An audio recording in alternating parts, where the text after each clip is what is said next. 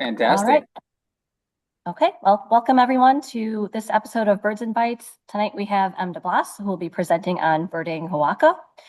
Em is one of the members of the board of directors on the Chicago Ornithological Society and is also an organizer for Chicago BIPOC birders. And I've had the pleasure of working with Em on both of those endeavors. Welcome, Em, and I'll let you take it away. And also, Em did say that questions can be chatted in or you can raise your hand and they'll take questions throughout the presentation. Thank you. Thank you very much, Christina. Much like Christina said right there, at any time, any questions, anything at all, feel free to type them in the chat, blurt them out, or anything. It's not a problem. Completely comfortable with being interrupted. But feel free to do that whenever it is you'd like. Before I get into the actual presentation, do just a reminder that you are probably either at home or driving back from work or whatever. Just realize that you are in your safe space at all time. Hello, Dad. Welcome. You are in your safe spaces and everything. This is your safe space. If you need to leave, get out. If you need to do whatever it is you need to do, please feel free to do it. That way we're all in our safe spaces here. We can get away with learning lessons from each other here and everything. So right now, my name's Em, right? I'm going to tell you a little bit about this birding trip I took in Oaxaca and some of the lessons I learned while exploring the regions over there, right? So first off, let me take 1 second to introduce myself to you all. As I just said a second ago, my name is Em. I am a CIG, Certified Interpretive Guide. That is a certification I was awarded through the National Association for Interpretation. If you'd like to learn a bit more about what all that is, feel free to ask me afterwards. I'd love to chat all about NAI. From 9 to 5, I work at Brookfield to Chicago as their bilingual community engagement coordinator. And like Christina said, I do a lot with Chicago Ornithological Society and with Chicago BIPOC birders. I'm also a birder, much like you all. And I'm also a herper as well. Really like checking out reptiles and amphibians as well. And yeah, that's a bit about who I am and everything. So with all of that put to the side, let's look into what today's going to look like. First off, I'm going to go over that intro. Done with all that. Right now, we're going to go into a prelude, tell you a little bit about some things before you need to know. And then we got 2 parts, a solo trip and then a hiring a bird guide trip, right? I've gone to Oaxaca 2 times in 2 different styles. So we're going to cover that in a little bit. And then we're going to hit some final remarks. Do note throughout the whole entirety today, we're going to see some tips, tricks, and bird pictures all throughout. All bird pictures are mine unless I note that. And yeah, again, questions at any time, any moment, comments, love to hear it. Feel free to drop it whenever it is you would like. So let's get into a prelude, right? First and foremost, whoa. Right? What does this have to do with urban birding? I made this presentation for the Urban Birding Festival, but because you are all part of the Chicago Ornithological Society or joining in association with it, you may all be more urban birders than, travel birders or anything, right? You'll also may be asking yourself, what and where is Oaxaca? And what do I mean by exploring the regions? And we'll get to that right now, essentially. So urban birding, right? A lot of you are familiar with this site, Montrose Point Bird Sanctuary. Beautiful natural area with the city in the back and everything. Now, the other day I was listening to the American Birding Association podcast. I'm sure a lot of you are big fans of that. I'm sure a lot of you tune into that. One episode right here with Natalia Ocampo Peñuela and Scott Winton talked about bird tourism and bird capital, right? What it's like to leave the country and what's happening around the world when it comes to traveling for the sake of seeing birds, right? And I took these points away from it, right? That first off, right, your countries all over the world like Colombia are growing explosively when it comes to bird tourism, right? Countries like Costa Rica, since the 90s, they abolished the army. They focused on societal stability and conservation. They really marketed for tourism, and we really see it reflected in bird tourism. And then countries like Mexico have the highest number of visitations and higher number of U.S. birders. And I got really curious. I was like, geez, like that's sounds like a lot, right? Other papers turn out that the economic impact birders are having in other countries is that of millions of dollars because of people like you that are obsessed with watching birds, people like all of us that are obsessed with going out and connecting with nature, especially in other parts of the world, right? So it is very likely that some of you in the chat have thought about traveling for birds, right? So actually, I'm going to give you all 30 seconds right here. Let me know if you've thought about birding abroad, right? Go ahead and type yes or no, right? And if you have traveled abroad, where have you been? And what were some of your favorite birds? I'll give you all a couple seconds there. Lee says yes, of course. Phil, yes, I know you have. Oh, Renel's been to Honduras. Must have been awesome there. And Kelly's going to Greece in June. Okay. Sammy been to Chiapas. That sounds like an awesome time over there. Costa Rica and Iceland. Look at that. Yeah, you see, a lot of you been to Costa Rica, and a lot of you have been traveling to go birding and everything like that. Look at you all. You guys are. Oh, Andy's currently in Singapore. Sweet. Oh, and Phil was not a birder when he was in Germany and Russia. Well, hopefully very soon. And Bryant, Sudamerica. All right, thank you so much. You see, a lot of you are already kind of suggesting the point here. Yeah, a lot of you have traveled already, and a lot of you have wanted to travel. So let's actually explore a little bit about how to do this, how to go about that, and what I did, what you could take away for your next birding trip and everything. And as I started in the first place, yeah, a lot of you are still commenting here, man. I love y'all. Thank you so much for your participation on a work trip to Belize. Florida counts. That's bird tourism.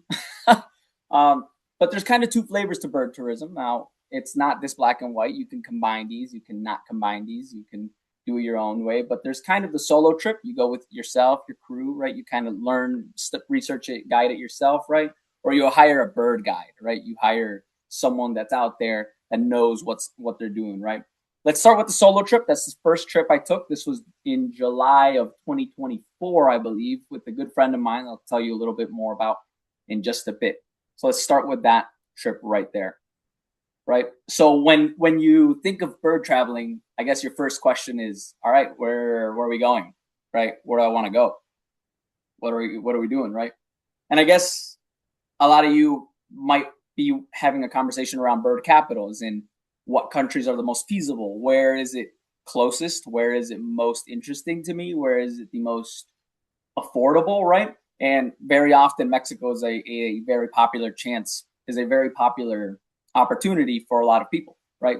Being a very heavy country with birds, right? Around 1,100 species, and being a direct flight from a lot of major cities, Mexico is a very popular option for U.S. birders, right? There's direct flights now to Mexico City, Guadalajara, Cancun, Puerto Vallarta. All of those are options that become available to those in the U.S., right? Now, you can't just say Mexico, though, right? You can't just say, oh, I want to go to Mexico, right? You have to be a little more specific than that, right? It's like saying, oh, I want to go bird the U.S., right? You got to be a little more specific than that, right? So with eBird, of course, you can always go on there and look at, oh my God, this state right here, this little region right here called Oaxaca, right? Oaxaca. Though it has the third amount of checklists right there, it is the most bird species country. It's state in the country at 751 bird species, right? So that way you're already informing your trip as to where you want to go, where you want to be more specific, right? From there, maybe safety is a big concern for you all, right? One resource I would suggest you all check out is the U.S. Travel Advisory Map. And all you got to do is Google that, right? All you do is type that in, U.S. Travel Advisory Map. And you'll get a map of the world.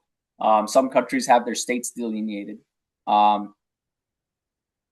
that Cancun? Yeah, that's probably what it is, Katerina. Thank you. That is where Cancun is and everything. But with safety, you want to check out this travel advisory map and see what it is and everything.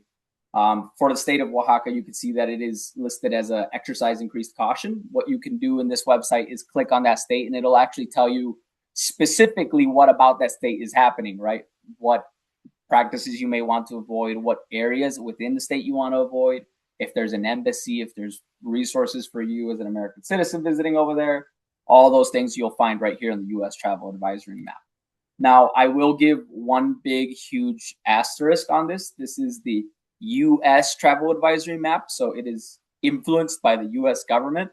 And I think a lot of us know right now here that the U.S. government is prone to saying and doing a lot of wild things sometimes. So this thing is informed by them. So make sure to also diversify your sources when it comes to security and safety and everything like that. Geography. I am a big big, huge geography nerd. I love looking at maps. I can stare at maps for hours. I love, love, love learning about all of that. And one thing I'll tell you about Mexican states is that they're legally, right, down to the state level, they're divided in municipalities, right? Which you can, I guess, think of it as like a county here in the States. However, this map that you're seeing right here is not the municipalities in the state. This is a regions map, right? A lot of Mexican states like dividing their states up in informal regions, right? And these regions are sometimes defined by geography, right? So right here, you'll see right here, Sierra Norte, Central Valleys, Southern Mountain Range, coast. Those are geographical terms, right? This is a coastal area. This is a mountain. These are high valley desert plateaus, right? This is the isthmus. But other areas such as the Mixteca is actually defined because of the local indigenous group there. So you want to look into all of that so that you know exactly, precisely what it is that's occurring in the area. But on top of that, it also informs what type of habitats you're looking at, what type of terrain you're going to look at, how long some drives are, if they're going to be dizzy or if you're going to need to take a break or something. It'll tell you about the weather and all the bird species you want to see that. You really want to zone in on geography when it comes to finding that out. And I circle specifically these ones right here because these were the ones I was the most interested in. Me and my friend were. We want to see the Central Valleys, Southern Mountain Range, the coast, and the isthmus as well. And that takes us to the fun part, right? What about birding? How do you inform birding, right? The eBird Explore Hotspots map is brilliant for that. What it is basically, you check out where is it reddest, where are the most birds, or where are there birds that are closest to you, what are the hotspots that people are going to. You can use this to your advantage to find out where exactly you want to go, or ask the locals where exactly you can go. Do note, though, that with this map, you still get huge, gigantic plots of land that have virtually no hotspots. That does not mean that there's no birds there, that there's nothing to see there. Absolutely not. There's plenty of birds there, and there's probably plenty of birders there. They're just not putting them on eBird. So don't omit those spots either. There's absolutely a lot of action going on there. And other resources you can use to fill in those gaps is use iNaturalist. I am a big, huge fan of iNaturalist, and I use it a lot to inform my trips as well. This will fill in a little bit more of the gaps. You can put in a bird filter, you can put reptiles, or you can put insects, mammals, whatever it is you want to see. You can put those filters in and it'll tell you where people are observing things. iNaturalist is more centered around individual observations as opposed to eBird's hot spots and everything. So this will tell you a little bit more about where people are seeing nature and everything. Feel free to use those sources to help inform where you kind of want to bird and everything like that. So let's get there. Let's get going. Part 0, part 1, right? I want to give you a tip before you ever go to any of these places, right? It's you learn some Spanish or learn the language you're going to, even if it's survival, even if it's very, very little bit, right? If it's, hey, I need to go to the bathroom. Hey, I need to go to the hospital. I need to find water. I need to find this. I need gasoline, whatever it is you need, that can get you a very, very long way. Now, this right here is a couple pictures from my first trip there, the flight. I don't know why this lady posed for my picture, but she looks quite well in this picture. That's my friend Bryant, who's in the chat. Feel free to say hi, Bryant. But welcome. Thank you so much. Bryant joined me on the first trip. Absolute blast. And then this is a picture at Mexico City Airport while we were waiting for the connection, right? You cannot fly directly to Oaxaca City, which is the capital of Oaxaca. You have to connect through Mexico City, and that's how you kind of get to the city. Now, one of the first things I realized, by the way, before I get into all this, you're going to see a lot of maps today, so get used to it. One of the first things you realize when you get to the city is that, wow, they really do love and cherish their natural areas. There's paintings of hummingbirds and owls and all sorts of really cool stuff all over the city. They really, really do appreciate their nature over there. Those 751 bird species that they got in their state are absolutely recognized. Now, on that first trip, we really wanted to see some mountains, and I learned another tip up there. It's that if you're in mountains, even if you're in the neotropics, right? Even if you're in these tropical areas, if you're in mountains, bring some layers. It gets cold up there. It was really, really cold. And you think it's Mexico, right? It has to be hot. It's all desert or whatever. Absolutely not. It is it is a very geographically diverse area. And Bryant says, yeah, that first night was chilly. So make sure to bring some layers if you're in the mountains, right? Up there, we got to see some kind of familiars, right? A lot of you have probably seen house finches, right? Maybe a little bit less of you have seen yellow-eyed juncos, but surely white-nosed coatis was not very familiar to me seeing it run across and everything like this. Kelly, does the society organize group trips to do something like this? I don't believe. I don't believe Chicago Ornithological Society does, but I have seen Chicago Bird Alliance do something like that. Thank you very much, Katerina, for dropping in there. Phil, thank you for the emojis and everything. Those are some of the birds we were witnessing out there and everything. Some of the views. Let's hope this plays. Absolutely stunning views over there of just this mountain completely blanketed by trees everywhere. All dirt roads as well. In the Central Valleys, you could see some awesome, really cool endemic birds, such as the red warbler. I still can't believe this bird is real. It is a very, very beautiful creature seen in Mexico, and it's some of the magic you can come across in the Oaxaca and Central Valleys. Some other really, really cool birds, such as the crescent-chested warbler and the Oaxaca sparrow, named because it is endemic to the state, only seen within Oaxaca. Some absolute beautiful stuff you can see in the Central Valleys. Mexican chickadee as well. I saw some of you enjoyed your classic backyard bird of the black-capped chickadee. Over there, we got the Mexican chickadee, though these aren't backyard birds, unless you live in the mountains, that is. Cool. Now, from the mountains, we head on to the drive south. Now, these are a lot of mountains right here, so it was a 6-hour drive. And while driving, I learned this other tip right here is that even if you're in the neotropics, right, you want to wait because you want to keep your eyes to the sky, right? Whether it's up in the sky, up in the power lines, up in the buildings, up into something. There's probably something hovering, flying over, right? And in my case, there was this white-tailed kite that was on a power line, and we pulled over so quickly into this gas station. It was a really cool experience to get this shot right here and everything. So keep your eyes to the skies while you're out there, right? Then we went to this little town called La Crucecita, right, where I kind of entered this next part of it called Parque Nacional Huatulco. And I also learned there this other tip right here is that nature's everywhere, right? Everywhere. I mean, we as urban birders recognize that nature's absolutely everywhere. I didn't go to a jungle, far remote jungle, to get these two pictures right here of a West Mexican chachalaca and a great-tailed grackle. Both of these birds I saw in just a park in an urban area in the town, right? I didn't go anywhere crazy to go see them. They were right there, ready for me to see. After that, though, I did go into a remote area with my friend Bryant. Right over there, we got to see some incredible creatures such as roadside hawk, orange-breasted bunting, and the white-lord gnatcatcher, which were absolutely beautiful creatures. The roadside hawk that time wasn't a lifer for me, but the others two were. And the others two gave a really cool presentation of their. Oh no, you hear that?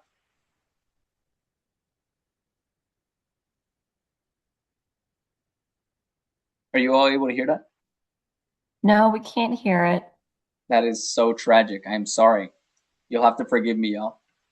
But the orange-breasted bunting sounds very much like a bunting, and the roadside hawk sounds like a. How do I describe the roadside hawk? It sounds like a very, very high-pitched red-tailed hawk. Yeah. Renell, right? Let me know if I'm saying your name right. Such a distinct call. Over there, I also learned to make it. Learned another tip. I learned this from Bryant. Right? Is make friends. Make friends while you're out there, if you can. If you got the survival Spanish enough, or if they speak English, or they speak whatever language it is you speak. Try your best to make friends. Right? Your friends right there will make it the absolute best trip ever. Right? Before we headed out there, my friend Brian got in contact with this guy right here, my friend Roy, Rodrigo. Feel free to follow him on Instagram if you want to see more of Oaxaca. He's more of a herper, more of a bug guy. So if you want to enjoy some of those creatures, feel free to follow him on social media there.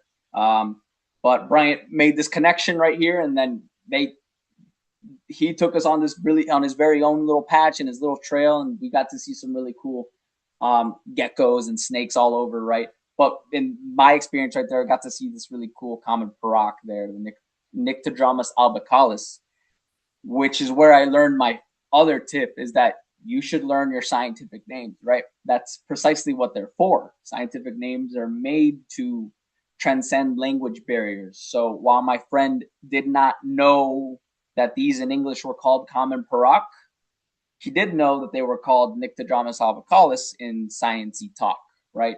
And through that, we were able to come across an agreement that this was the bird we were seeing.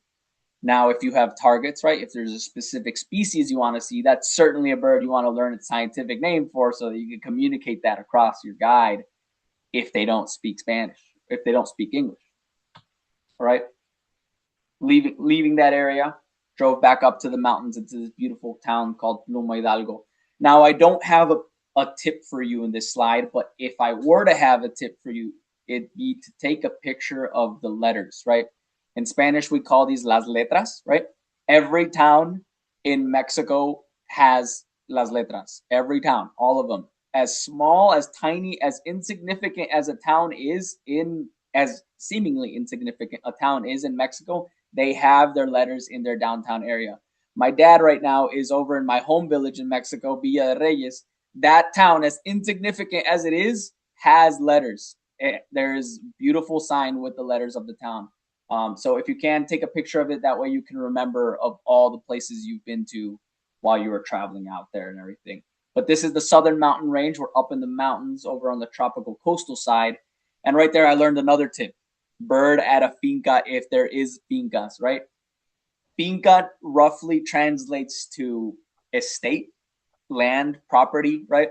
And it is a piece of land that the people who own it take care of it. They hang out at it. They plant flowers, trees, native plants. They plant all sorts of really cool things. And when they take good care of that, they attract really awesome and really cool, fun birds. Specifically in the Sierra Sur, they're hummingbird havens.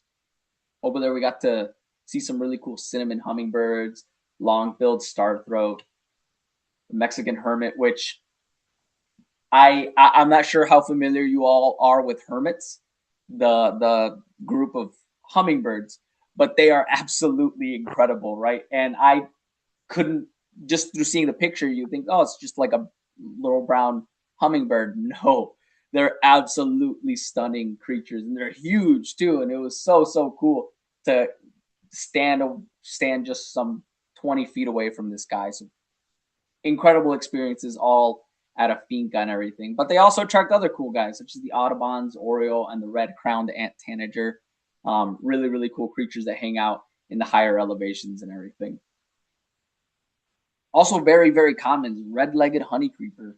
Very cool birds hanging out in fincas because they're really well taken care of. You should absolutely visit one if you can. I've been asked before, how do you find a finca? You'll find them on eBird. They'll always have a hotspot on them. And if not on Google Maps, you can always just hit in finca. A lot of the times you can stay at their fincas as well. They sometimes have cabins or hotels in them. You can stay at them as well. In the Finca Don Gabriel, the one we were at, they had a hotel in there. We were able to stay in there. But the whole range is a haven. Even if you don't go to a finca, there is still a whole lot there. Lee, great question. How long? My first trip was 4 days, and then my second trip was 10 days. Great question right there.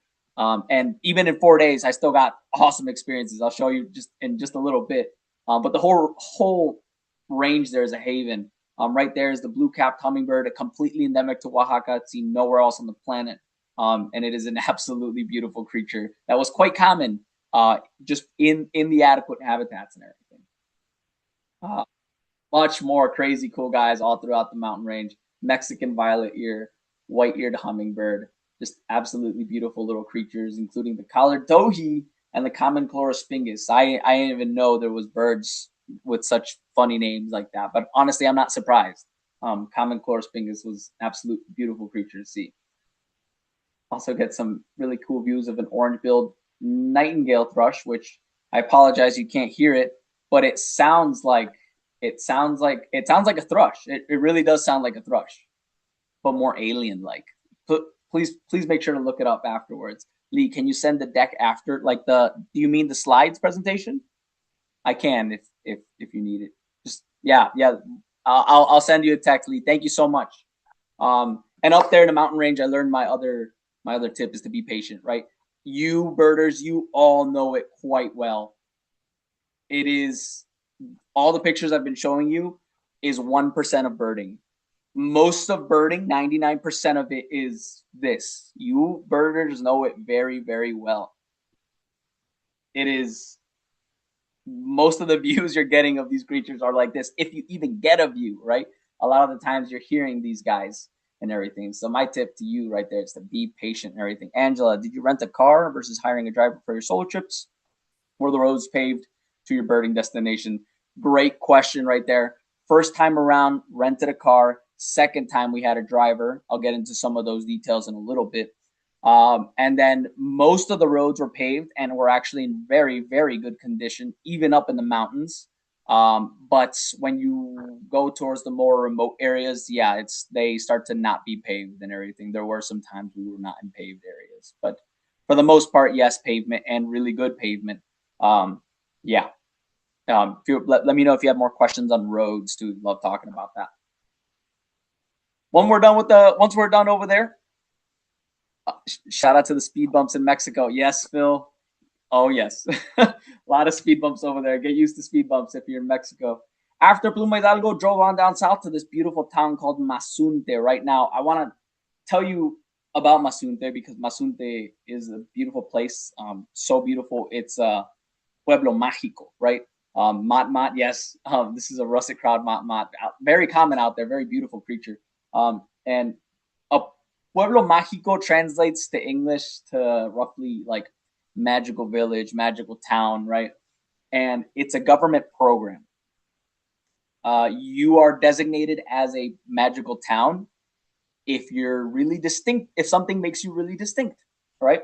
Whether it's your culture, your cuisine, a traditional dance that occurs, your architecture, the history, the natural beauty, something specifically about the town has to set you apart from everyone else, and then you become a pueblo mágico. It's much more complicated than that, but you are then designated as that. And when you're designated as a pueblo mágico, the government now makes it so that you can't build Marriott hotels. There's no Holiday Inn. There's no McDonald's, no Burger King, right? It's all as it is, right? It's all local people doing their local things, right? Practicing their local cultures and everything like that. And Mazunte is one of them, and it is known specifically for its natural beauty and everything, which talk to you a little bit about it, right? Mazunte Delfin, yes, and the turtles. Yes, there's a lot of turtle sites there, and sometimes a year the beaches are completely full of turtles. Thank you so much, Delphine, for sharing. If you got more to share, please drop it in the chat. I'd love to see that. And here in Mazunte, I learned another tip that I'll share with you right now is that you should use FOMO to your advantage. If you don't know what FOMO means, it's an acronym for fear of missing out.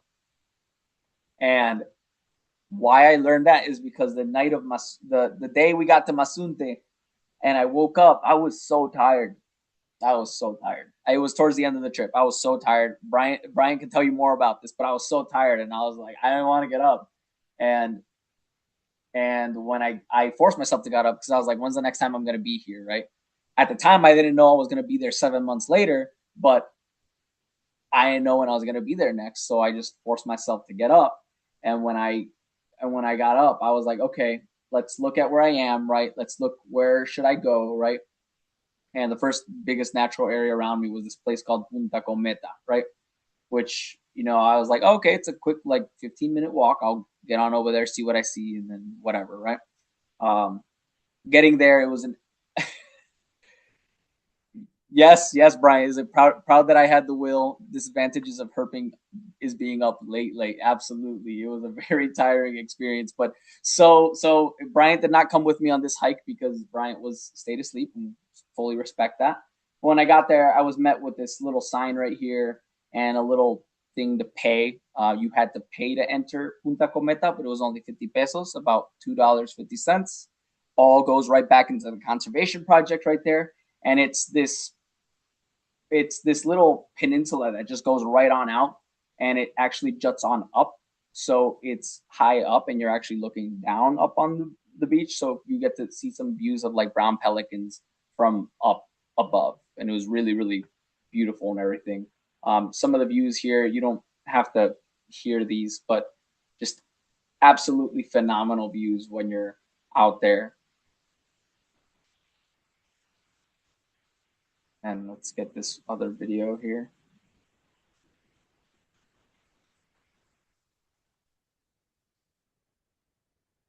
Just absolutely phenomenal views. And my highlight from being there was that I got to lock eyes with this little guy named the ferruginous pygmy owl, which which hung around and was staring at me for quite a little bit, just flying around in circles and just keep an eye on me and everything like that. It was absolutely incredible. These are a diurnal species.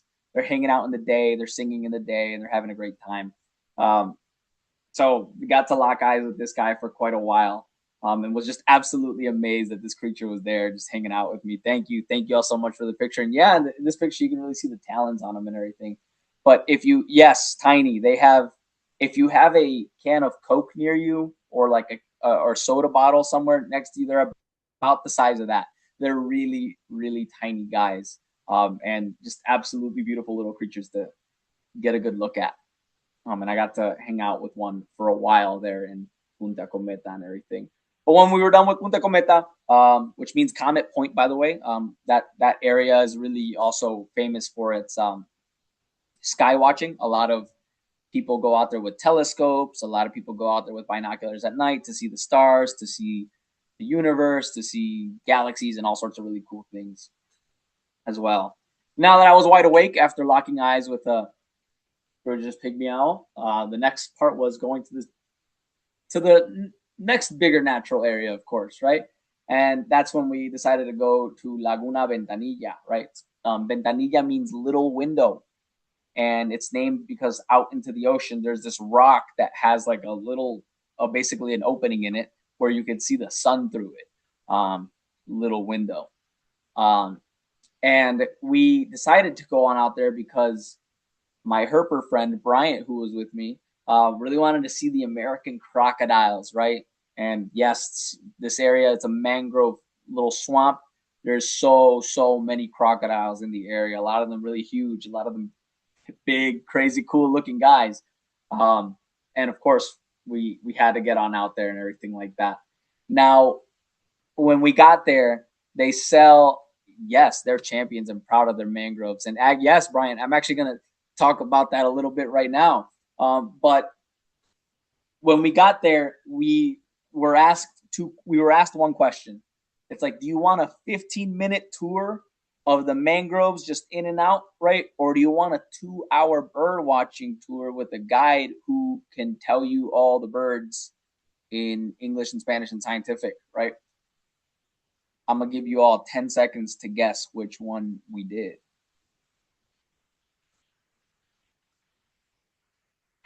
What kind of question is that? Absolutely, what kind of question is that? We did the 15-minute quick one, of course, right? Absolutely not. 2-hour trip right there, to get on out there, see the birds, and it was Kingfisher Mania, right? In Oaxaca, you do get the belted kingfisher, and that day we did not see the belted kingfisher. We saw all the other kingfishers. We saw ringed kingfisher, Amazon, and green kingfisher. All of them right there. Other highlights were the boat-billed heron and roseate spoonbill up close. If you've ever kayaked, birded with COS before, you may notice that birds act differently when you're in a boat. They act much like when you're car birding. It acts sort of like a blind, and birds kind of just act more naturally when you're on a kayak. So just, boom, right? Hollering about the boat-billed heron. Yes, they're incredible creatures. Beautiful, beautiful little guys. And then black skimmer, of course, all over, and white ibis as well. Just getting some beautiful views all throughout the mangroves.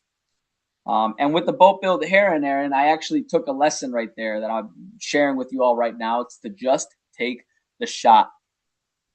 Just take the shot, right? what do I mean by that, right? If you got a camera or if you got binoculars, or even if you're just out there, right, with your eyes and ears, just take the minute to get the view, right? Boat-billed herons, they're very secretive by nature. They like hiding in the forest. They like hiding in the mangrove. They don't like to be just out and about being seen. And I didn't think I landed a picture of it. And then afterwards, I kind of sat there and saw this picture, and I thought, oh wow, I actually really, really like this picture because you can see the mangroves in the eyes of the boat-billed heron. And on top of that, it's just a really obscure picture in general, and it just really highlights what the boat-billed heron is. It's a very hard to see bird, and I would not have gotten it where I would not have gotten this picture had I not just kind of just taken the shot. Right? Sometimes when you get your eyes on the binoculars on the camera, you really do get a different perspective on it and everything. So just take the shot, right? And if it sucks, whatever, right? And if it's awesome, you got a memory for life and everything. And yes, this guy does look like a dinosaur, and apparently it's a new bird in America's Wingspan. So if you are all players of that board game, get yourself that new expansion, right? Some of the other coastal Oaxaca magic included the reddish egret and the collared plover, all just hanging out by the coast, right? Olive sparrow too, giving great views, and the Kalima pygmy owl, different species of pygmy owl, just hanging out and about. And right there, we also learned another tip, Brian and I. It's to listen and learn, right? So just like Bryant commented earlier, is that Ole was awesome. This is the name of the guide right there, Olegario Ole, and that they're champions and proud of their mangroves. They're so proud of their natural beauty out there. And Olegario shared with us a story about how him and his organization called Lagarto Real had to fight the Mexican government for some 4 or 5 years. They had to fight the bureaucracy and all the red tape and all the permissions to actually go into the mangroves to care for them, to plant more mangroves, to remove what needs to be removed, to take care of it. And none of that would happen today were it not for the impact of ecotourism. Were it not for people out there like me and Bryant and all of you who have traveled for ecotourism, were it not for that economic impact, they would not have had as much of a fight with the government to get the permissions to take care of this land. So they're absolute champions of this area. And really, what I took away from that was that you, as a traveler, as a tourist, even if you're there for just a day, you do have an impact on the lives and the nature in the area. So definitely take a minute to listen and learn and everything like that. Oh, so cool. It's changed. Yeah, look at that. In 2015, they were not offering a bird tour. So yeah, look at that. So cool that it has changed. Absolutely. And I'm sure it's changed since I've last been as well. So for my solo trip, that summed it right back up. I mean, we drove right back up to Oaxaca City and flew our way back to Chicago, and that was the end of my solo trip, right? And now I want to talk to you a little bit about what it's like to bird internationally with a bird guide. Travel internationally with a bird guide, right? Now, with a bird guide, you might be thinking to yourself, why? Why a bird guide? Like, what about him, right? What's the kind of the benefit there of doing that? So let's kind of get into that and see. The first thing that you should take away from hiring a bird guide is that local knowledge is priceless. Local knowledge is down to the branch of tree, right? It's not even down to the park or natural area or anything like that. It's literally down to the branch of a tree. Think about when you go to your local patch, right? Some of you are Montrose birders, some of you are Jackson Park birders, McKinley Park birders, Hyde Park area birders, right? And think about how you know your spots, right? You know where the barred owl hangs out, right? You know where all the owls are at. You know where to see warblers. You know your spots. So do they. So do the guides out there. They all know exactly what they're doing. And it's down to the branch. And you wouldn't know that were it not for a bird guide, right? To put that into perspective, right? There's a difference in days, right? Like I answered Lee's question earlier. My first trip was 4 days, 5 days ish, and I got to see just short of under 100 species out there, right? My guided trip, which was 10 days, bumped this count up to 336 and a larger geographic span and everything like that. How did I find this guide? I will be answering that question actually towards the end. So hang tight, Marcela. Thank you so much for your question. So I'm gonna go back that one slide so that you can see the difference there of doing it birding with a guide. Yes, I went more days, but the jump from you all know that the jump from one species in a geographic area is harder as you get. But really, with a guide, it was a huge jump, right? On iNaturalist as well, I had submitted 300 observations by my first trip, but by the end of that, I had submitted just under 500 observations as well, and had increased my geographic range of the whole thing and everything like that. Other reasons why you may want to hire a bird guide is maybe you don't want to pack that scope. Some of you bird with scopes love scopes. They're awesome for getting good views of things that are far away, right? Some of you don't want to pack a scope. Fine, right? Bird guides very often have a scope, and oftentimes they're actually complete snipers with it, right? They're just right on it, right? And they'll lug it around for you, right? They'll carry on to it and everything. It'll be awesome. So that's a reason you might want to go with the bird guide, is to maybe you don't want to carry a scope, maybe you don't want to carry other things. They'll do it for you, not a problem. Maybe you don't want to drive, right? Maybe you don't feel comfortable driving in another country with all the speed bumps and everything, right? Not a problem, right? If the bird guide themselves don't want to drive, they'll hire a driver and they'll drive you around. And if it's a big crew of you, right, they might just rent a van as well, and you'll drive around in the van and you don't got to worry about a single thing. It'll just be all taken care of for you. Maybe you don't want to walk too much, right? Not a problem, right? Maybe accessibility is also a concern of yours, right? Not a problem, right? Just off of the side of the road, maybe even from the car, right? Not even having to get up and out of it.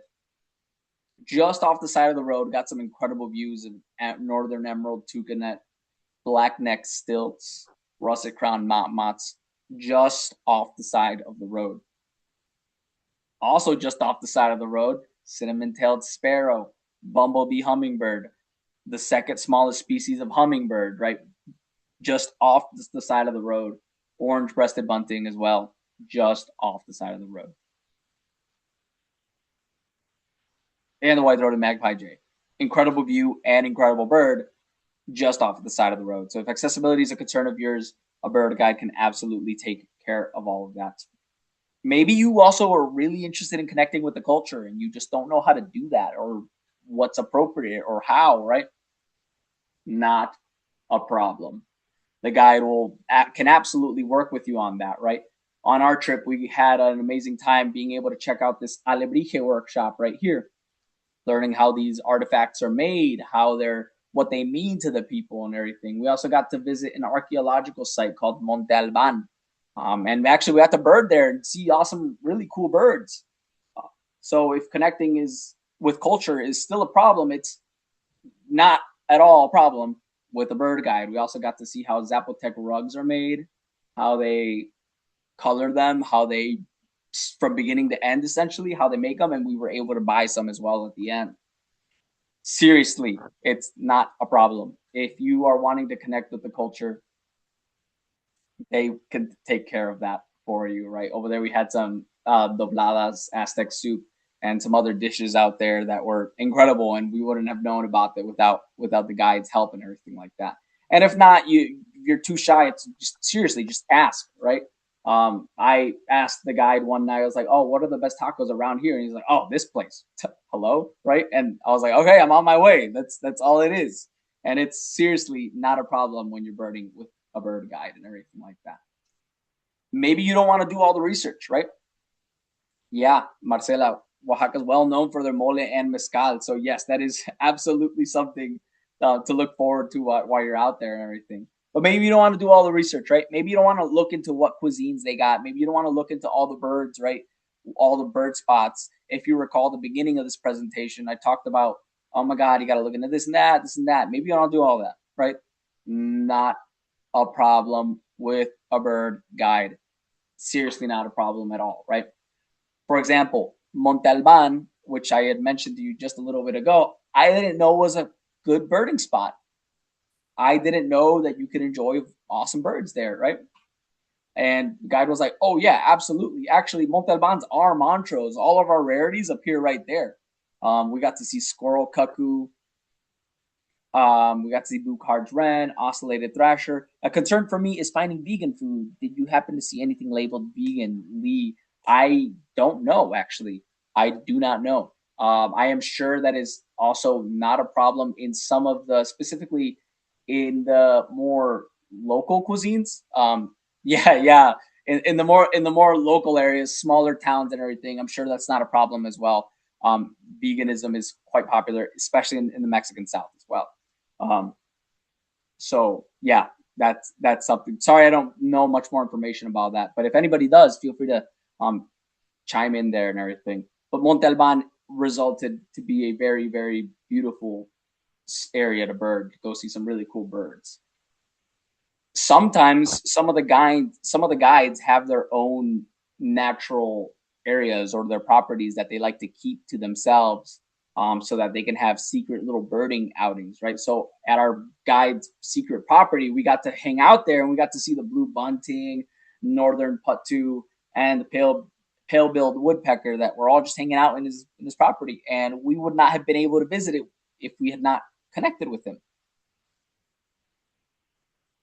Another thing too is like you can only get an idea of so many of the areas, right?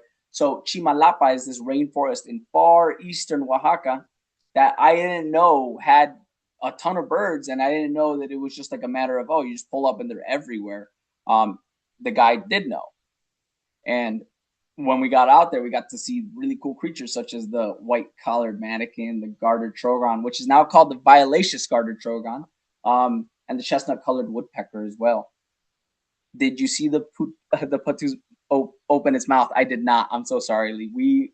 No, I did not. Phil was there with me. If you want to chime in, Phil, on what that experience was like. But no, we did not get to um, see the puttu with his mouth open. Also at Chimalapa, we got to hang out with this garter trogon who was just singing, and I'm sorry you can't hear it. A trogon sounds like a bird is just like a very quiet groan. It's like a rah, rah, rah, rah. Because this guy was doing like a bit of a, and this guy was singing this whole time while we were eating somewhere by a river, and it really felt like paradise and everything. Guarded by Alicia Strogon. Um, you still don't want to do all the research, right? Not a problem with the bird guide. In the chat, I'll give you all 10 seconds, right? Let me know if you've ever heard of a Nava's wren.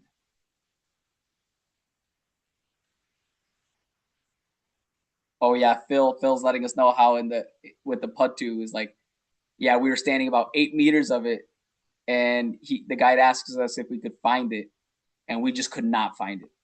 And he had to point it out to us. He was like, it's right there. And yep, a lot of you are saying, nope, I've never heard of a Nava's wren. Nope, never, none have not heard of a Nava's wren. The morning I woke up to go to Chimalapa to see these birds was the first morning I had ever heard of a Nava's wren before as well. I didn't know they were there, right? Turns out they're a hyper endemic species. You can only see them, you can only witness them in specific caves in rainforest habitats, right? That is it. That is all, right? Incredibly rare birds to witness, right? On iNaturalist, there's only 41 observations of a Nava's wren, including mine, right? There's probably more now. Um, like it's so rare, we had to get into a cave to go see it. We had to find them and everything. It was a crazy experience. I believe Mark is in here. Mark might be able to tell us more about that experience. But yeah, all of that to see this one bird, and I would not have known were it not for the guide. Um, Out there, we also got to see green-breasted mango, absolutely beautiful hummingbird out there.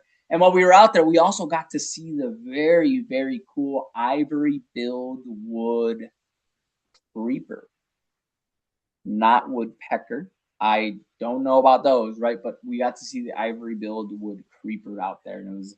I'm glad at least Katerina liked the joke. Thank you very much. And Grace, thank you both. Um, but yeah, I got to see some of those guys out there and everything like that. And then again, other areas such as the Isthmus of Oaxaca, got to see some really cool creatures: russet crown mott, mangrove cuckoo, and the Peruvian's pygmy owl, all hanging out in these local areas and everything like that. I'm gonna give you all another 10 seconds in the chat. Let me know. Do you know some? Do you have a boat? Do you own a boat? No, no, no, not yet. Okay, no. Inflatable kayak? Not a boat. I'm sorry. My family does, but not in Oaxaca. All right. So my next question actually was going to be: do any of you know someone with a boat?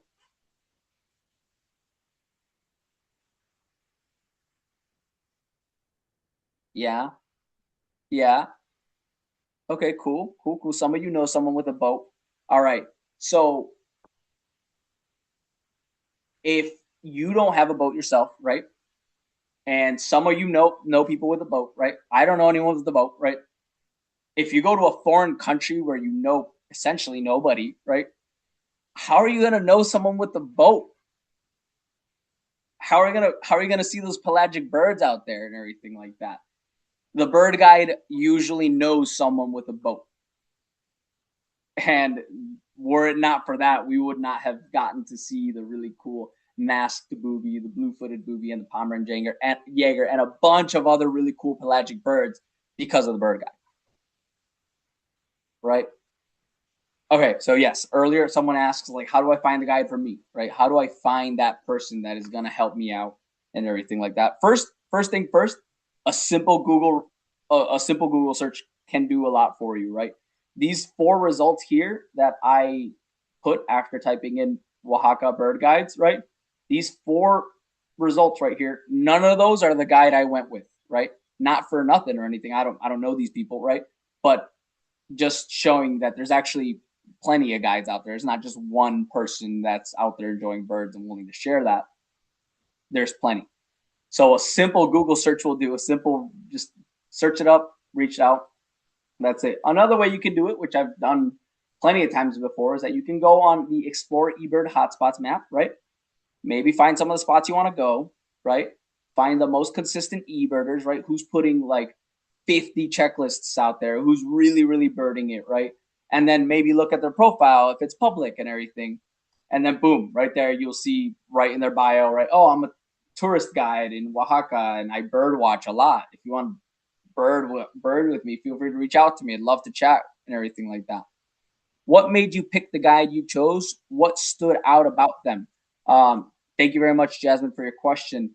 What I would for Cornelio is that Eric Antonio Martinez is great. Yes, I've heard great things about. Oh, hi, Mark. Thank you for joining us. Um, thank you. Yes, I've heard Eric Antonio is also a great person. Cornelio, I had heard about Cornelio through the grapevine because I'm connected with a lot of bird guides in Mexico. So I had heard about him before, and that's kind of we had actually originally reached out to Eric Antonio, but they weren't able to join us for our dates and everything like that. And we reached out to Cornelio as a backup, and Cornelio was like, "Yes, let's do it." And they were also really communicative about the price, very everything about what birds and everything. So that's really what stood out about him particularly that made us go with this individual as well. Any questions at all? Anybody? Feel free to drop it in the chat. Pricing. You are all thinking about pricing right now, probably, right? This all costs money, of course. This is, and one thing get off the way. Bird tourism is an absolute privilege, right? To go out and even enjoy the birds of other countries, absolute privilege. Fully recognize all of that, right? Pricing is a big thing for you all, and what I would say is that you got to resort back to the price. The price of the locals' knowledge is priceless. It's through the roof, right? But it varies. It varies in so many ways. If you are traveling and you just want a bird one day, right, and you meet them at the spot, right, chances are you're only looking at a couple dozen dollars, right? 40, 50, 60, right? For just the day, right? That's what you're looking at, right? If you're looking at a 9, 10 day trip where you're picked up at the airport and every single hotel and every single night is accounted for and every single meal is paid for and all the entries to all the reserves and everything is completely accounted for. That way you just gotta turn your brain off and just focus on the birds, right? You're gonna start looking at a couple $1,000s, right? 2 to 3, $4,000 for that experience as well. Another thing that varies a lot too is seasons and where exactly it is you're going, right? So when you think of Mexico, chances are you thought of, oh, Cancun, Yucatan, right? Those areas are going to probably be a little bit more pricey because the tourism infrastructure there is just much higher. There's more tourists out there, more people hanging out and everything. Other cities like Guadalajara, Puerto Vallarta, right? Los Cabos, right? All of those areas have those high tourism aspects that are influencing those prices. Oaxaca isn't entirely a touristic place. It's not entirely. It's growing now, but for a long time, Oaxaca wasn't entirely a place for tourism. So the tourism prices aren't entirely there. So it's certainly a little cheaper there as well. As for seasons, right? I believe October and in the fall, it's a really popular season for Mexican birding, for Mexican bird tourism and everything. It's a very popular time. So those might be the times on year you're looking at higher prices.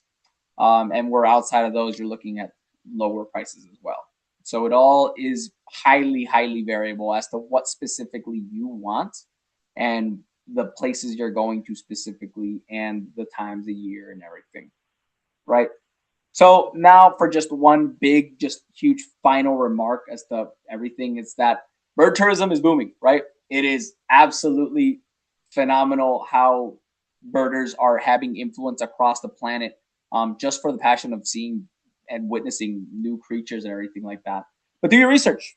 Do your research. And hopefully some of the tips that I shared with you all today has helped you kind of guide where you want to go, how you want to go about it. Because wherever it is you go, you have an impact on the people there and you have an impact on the birds there. And doing your research alleviates that all of the potentially negative impacts you can have while you're out there and everything like that. Which seasons did you bird in Oaxaca? My first trip, I went in July. And in July, what happens is that the North American migrating species aren't there. I've been in Mexico in winter months like December where you do see like your migrating warblers and everything. So I've been in Mexico and seen like black and white warblers and yellow rumped warblers in like December and everything. And then my second trip was in March when the migratories were starting to leave and were essentially out of the area and their migratories. So they get migratories as well in from South America coming up to Mexico. So they get migratories visiting as well. So seasons also influence exactly what birds it is you want to see and everything. How brutal are summers in southern Mexico? There, it's hot. It's hot. It's hot. Let Mark tell you. Mark had struggled with the heat a little bit there, but it is hot. And if heat is a concern for you, a bird guide can help with that a lot. The car that we had fortunately had air conditioning and everything, so we were able to work with that as well. Bird guides are able to also mostly accommodate you to hotels that have air conditioning as well, if that is a big concern for you. And the bugs, luckily this time around wasn't as bad, but there are some areas and some habitats and times of year, such as the spring, that the bugs get a little more intense and everything like that. So, and again, a bird guide can help you a lot with that as well. They'll know what times of year the bugs are really going crazy and everything. Marcela, I'm gonna get to your question in just a little bit. Let me get to my next couple slides and I'll hit your question up. So those are 11 tips from me to you, right, for your next birding adventure, right? Learn some Spanish if you can. It helps even if it's survival level, right? If in your mountains, bring some layers because it gets cold, right? Keep your eyes to the skies. You birders know that quite well. Remember that nature is everywhere. Make friends if you can. Learn your scientific names. They help with that language barrier. If you can bird at a finca, they're awesome, right? Be patient. Birders, you know this really well. Be patient, right? Use FOMO to your advantage, right? just take the shot and listen and learn wherever it is you go, right? Or if you don't want to take any of my advice, you say, I don't want to listen to you, right? Consider hiring a bird guide, right? They may have additional equipment you don't want to pack, right? They can even be your driver, right? Or they can have a driver. They can provide many accommodations, such as heat, such as walking, such as accessibility, all those other things they can accommodate for you. They can help you connect with all the culture. And their local knowledge means you don't have to research as hard, right? I want to give one really quick massive shout out to Mark, Phil, and Brad, all three of which are Chicagoland birders that went with me on this very fantastic other trip. And a shout out to Bryant as well, who came with me on the first trip as well. If you want to see more of Oaxaca, feel free to connect with my bird guide friend in Oaxaca. His name's Huatulco Bird Guide Cornelio, right? Or feel free to ask me for his phone number. I would love to share that with you as well if you want to visit specifically the areas that I went to. And if you want to see more of Oaxaca, feel free to give me a follow on Instagram or on iNaturalist at Em de Blas. I post a lot about all fun bird stuff, specifically hummingbird stuff if you're interested in that. So feel free to give me a follow on those things. Now, I will take all of your questions right now as in this fun slide right here with the ferruginous pygmy owl right here. Thank you. Thank you all for your very kind words here. Marcela, your question, did you see any birds that migrate to Chicago and migrate back in the fall? Specifically, any warblers? Yes. In my second trip, yes. Phil and Mark can comment a little bit more on that as well, but some of the more common ones were magnolia warbler, yellow-rumped warbler as well, black and white, northern parula.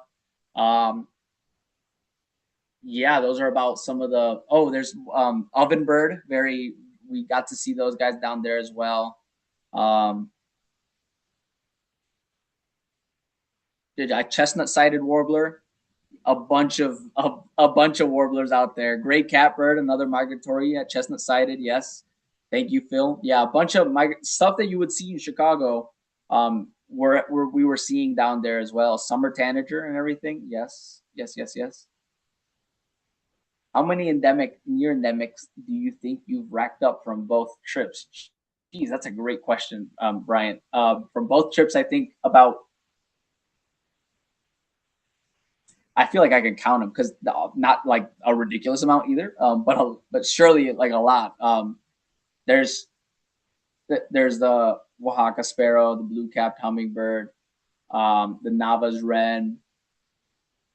Bumblebee hummingbird isn't entirely endemic to there, but semi-endemic. So yeah, quite a bit. Maybe like half a dozen up to a dozen that I'm not entirely getting out to you, but many endemics out there. Thank you all for your kind words. I appreciate it.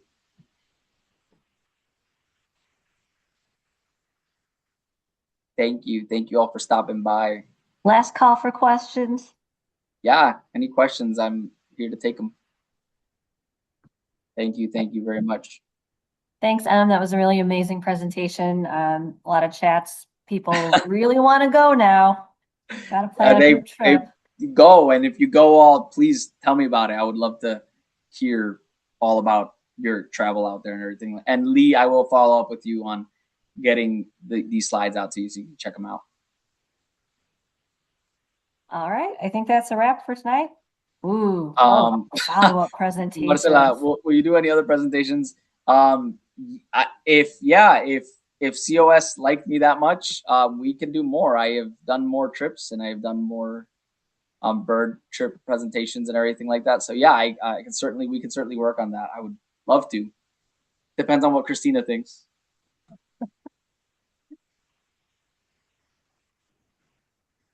All right, yes, so this got recorded. We will post it on YouTube and also share that YouTube link on like Instagram and Facebook as well. All right, thanks everyone. Thanks for coming. Hummingbird presentation. RG, stay in tuned for the Urban Birding Festival. I am working on something. If it works out. Marcela, you can feel free to reach out to me on Instagram at Em de Blas, or if you want my email here, I'll type it out for you.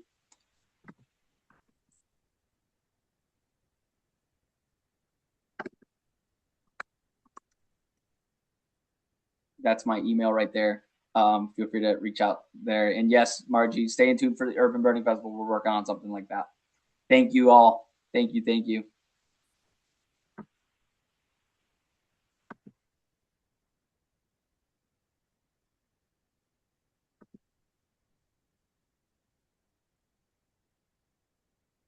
All right. I think we gave everyone enough time to write down your email. All right. Thanks, everyone. We'll see you next time.